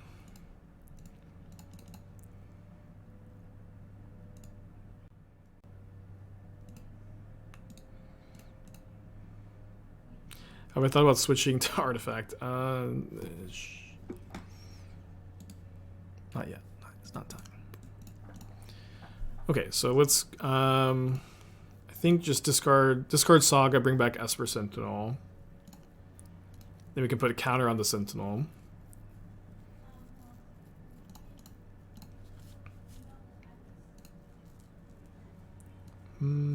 Another Power Conduit, it's not that necessary. I guess I just get Greaves. And then put the Greaves here. And I think in their upkeep, I'll put the counter on the Sentinel. Restoration recurs core tapper. Is that a combo?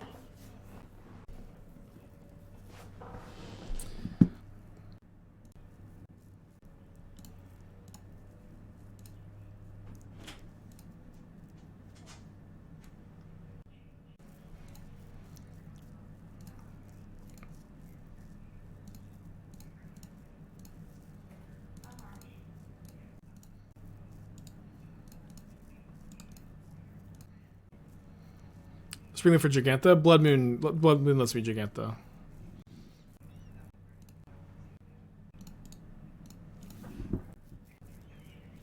All right, 4-0 with our first league with this draft, and honestly, I think the like sideboard and can be improved. Main deck maybe. I think the main deck's like fine. I have 2 reasons why I wouldn't want to play that in this list.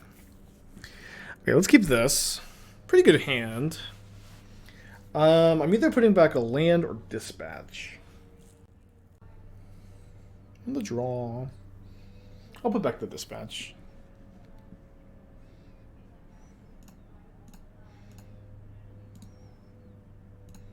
It's a cool card though. A very cool card to have your Raider on. Puts on a mold of 5. Divine Gambit. Divine Gambit is the only way to win on turn 1 in Pioneer. So you put a leyline, 2 leyline of sanctities into play, or sorry, two leylines of anticipation into play, and then your opponent goes turn 1 Plains, Kythian, Mox Amber, Divine Gambit your leyline, and then you put an Omniscience into play, and then you win the game with Omniscience, leyline of anticipation. Turn 1 win, or turn 0 win in Pioneer. You just need like a little help from your opponent. Just like a teensy tiny bit of help from your opponent. I think that Birth of Meletis is like a little too weak, and it's like kind of a defensive card in this deck, which is an aggro deck, but it's a good card too. Like you could definitely consider it. Ooh, well, give me back that dispatch, huh?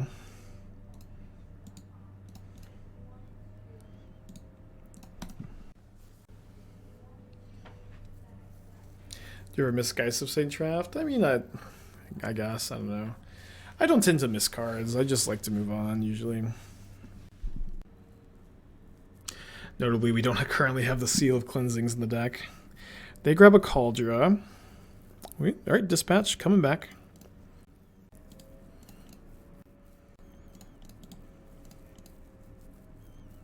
Destroy evil is sweet. I usually like to keep evil around.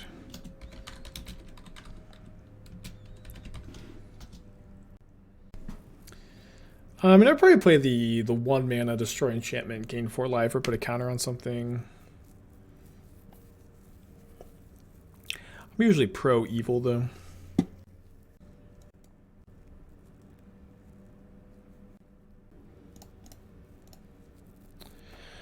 Am I gonna needle Colossus Hammer? I might needle Saga. I should needle a hammer. I've got 4 Sagas in my deck.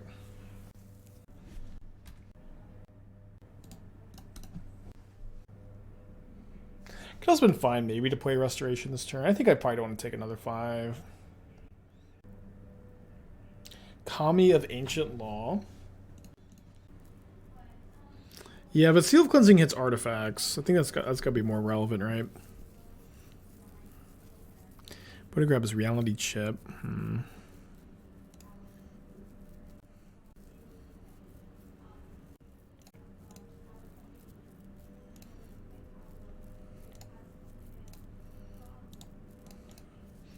I might actually just let this flip because I need a creature in play.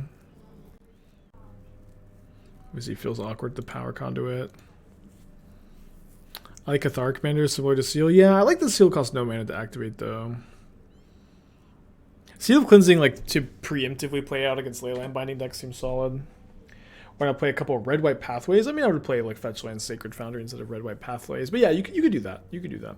But what's cool about Seal of Cleansing is you do get to, like, loop it with Restoration. Okay. Just dead. 5 yeah, just on board.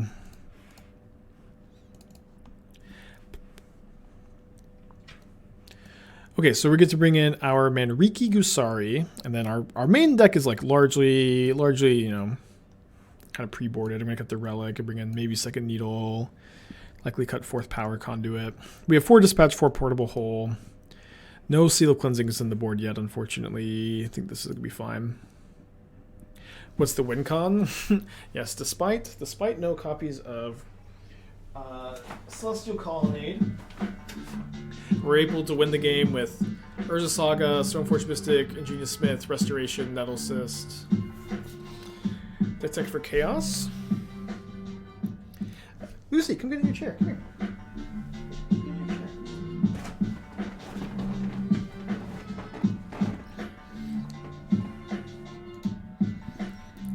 Lucy can.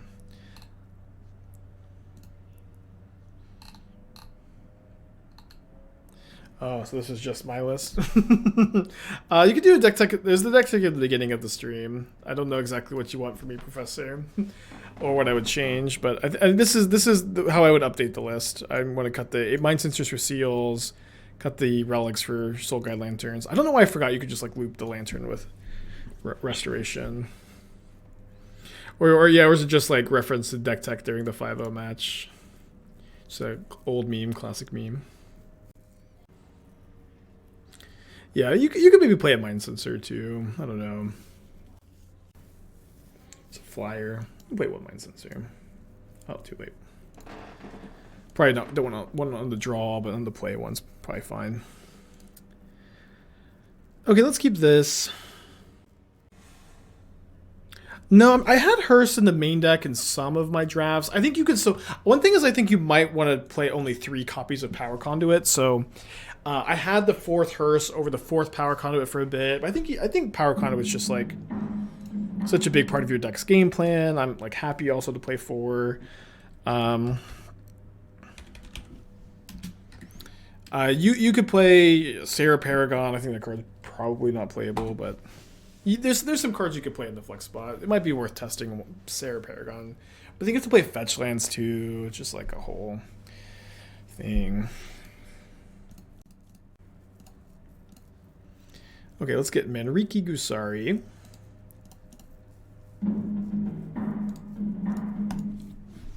Tap, destroy target equipment. Why is Lucy always sleepy? She's awake when we're not working. She just knows it's nap time.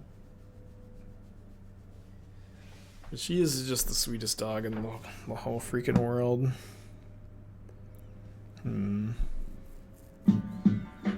Spies, 17 months. Thank you.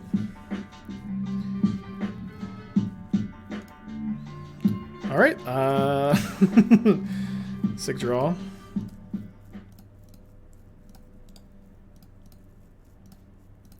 Yeah, you have to play Baubles with Sarah Paragon too, probably. I think you just don't want to play that card. Go, Kaldra, go.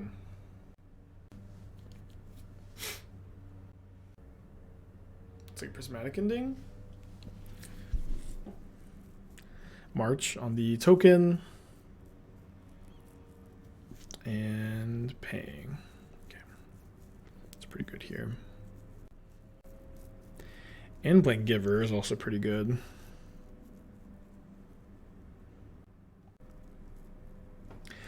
I feel like I could never ever let them draw 2 here. I also think I have to like Portable Hole Sentinel so I can draw land to Restoration.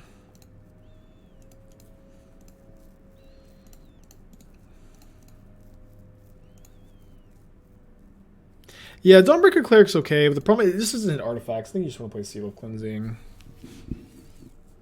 It's a cool card, though. Cool card.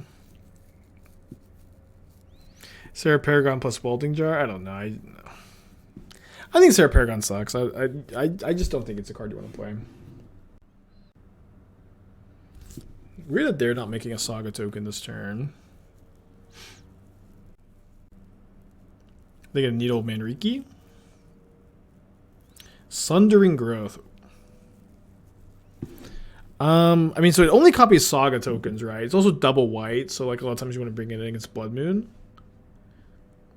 What kind of pop? She's like a Pitbull mix. Just a mutt, really. A scrappy sewer dog that we found on the side of the road. Copies this too. Southern Growth's a good, yeah, no Jegantha. It was a good suggestion. A scrappy sewer dog that we found on the side of the road. Restoration, I think, is really good. I think it's a really good card in the deck. I'm probably going to play some more of this deck tomorrow. Maybe like half the stream tomorrow. With like the updated version.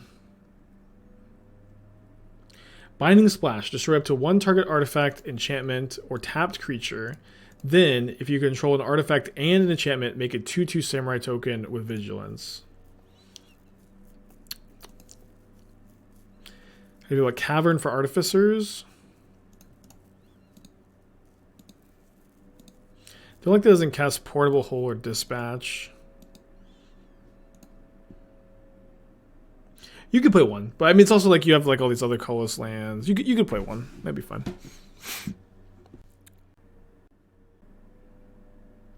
Explosives with Power Conduit. I don't know. You just like you're still gonna be just blowing up your own stuff too much with like this deck's mana curve, right? Ooh, okay, so I think we just discard the Smith. Just put that into play. Grab a Treasure Vault. Plus some Batter Skull. You don't need Batter Skull. If you want a big artifact to put into play, you have Kaldra. If you want Lifelink, you have Shadowspear. You don't need Batter Skull. In my opinion. Hard casting or hard equipping Kaldra. Definitely looking like a... Oh, yeah, I guess I should probably prioritize putting a Plains into play with Restoration next turn so that the following turn I can equip Kaldra. Equip it to the newly flipped Restoration, maybe. Weird game. Yeah, like Lucy is literally the sweetest dog I've ever met in my entire life. And I've known a lot of dogs, but I've just never known a sweeter, nicer, gentler dog than Lucy. I thought Athena's also very sweet and nice and gentle, but Lucy is just like so pure. Fits in very well.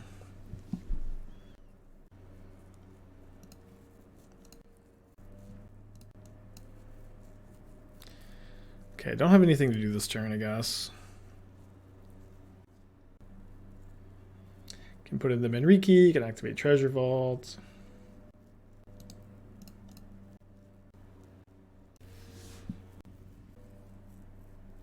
Is Lucy sweeter than Mingu? Mingu is also a big sweetheart. I'm also a big sweetheart. Yeah, I could put in the Manriki at instant speed for the counter. Should have chumped the construct with Smith or Stoneforge. Oh, yeah, that's a good line. Yeah, that's a better line. Although if I do that, I can't equip the Kaldra the following turn.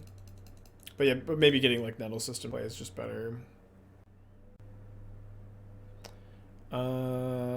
Yeah, I think I like a double block on the. Oh, they just pro white. I need to block the construct. I guess I just do it with the Stoneforge.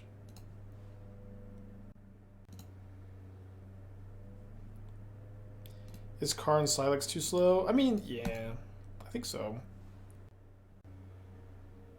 Yeah, there's Citizen's Crowbar. Crowbar could be good. It's like tunable with Stoneforge Mystic too. You have to untap with it though. It's a big problem. But it does get recurred by Restoration. It's really slow. It's probably a little too slow. Could be wrong. More like Citizens Slow Bar. Couldn't have said it better myself.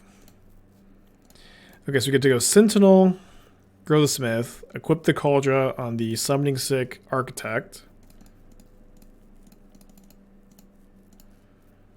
And then send in with both Architects and the Smith.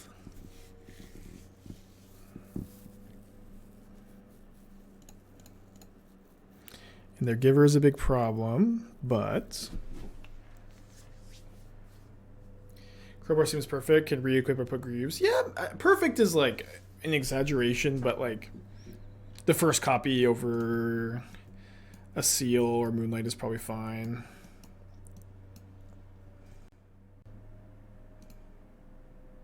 Wait. Are they just dead? They just died!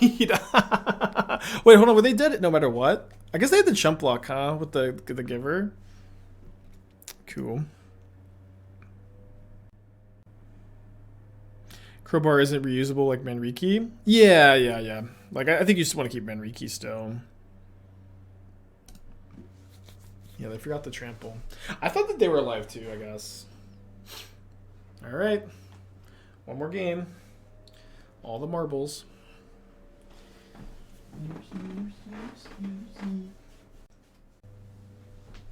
Lucy will do this thing where if me and Esther are sitting on the couch, like with space between us, she'll like sit in between with like her head on like my lap and like the feet on the other, just so she's touching both of us. It's so cute. All right, let's go. On the draw. Love to see Portable Hole. It's going to be a keep. But also kept 7. Why don't you play Mikiko? Mikiko's Reign of Truth? What? Oh yeah, that card is like, that's not a card I think is that good, honestly. I haven't been impressed by it too much in the past. It is kind of interesting with Power Conduit, but that card's like a bit too all in. You have to for that card to be even like a consideration, you have to be playing like all the 0 mana artifact creatures. You have to be like super aggressive, but this is more like of a mid-rangey, slower deck. We're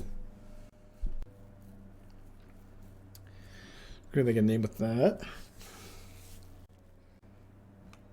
Manriki-Gusari, okay. So if I draw Stoneforge Mystic, I'll probably cast the Portable Hole, otherwise I'll just pass.